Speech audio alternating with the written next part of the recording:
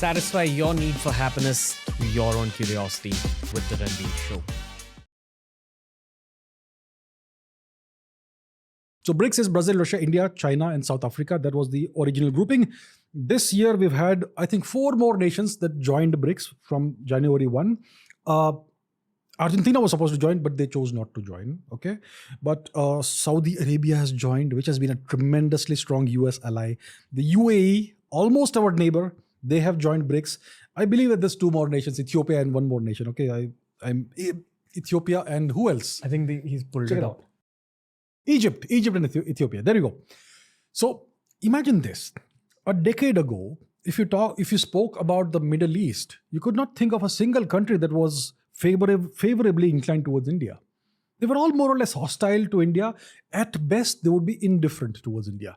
Today, each of these Middle Eastern nations is extremely friendly towards India. They are very bullish on the future of India-Middle East ties, whether it's the UAE, whether it is Egypt, whether it is Saudi Arabia, whether it is Israel.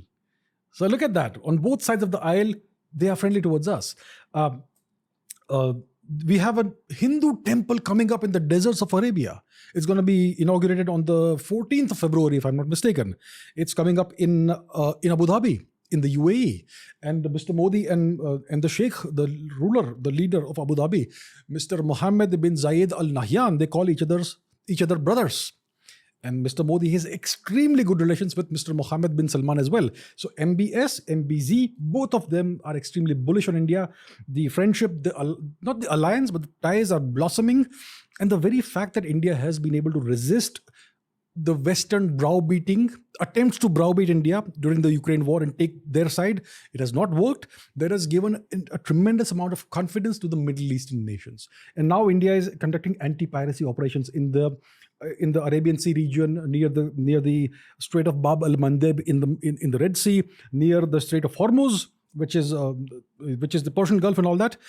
And that shows what India is capable of. And these nations know that India is not an expansionist, hegemonic power. India is not going to turn up in the middle of the night and invade them.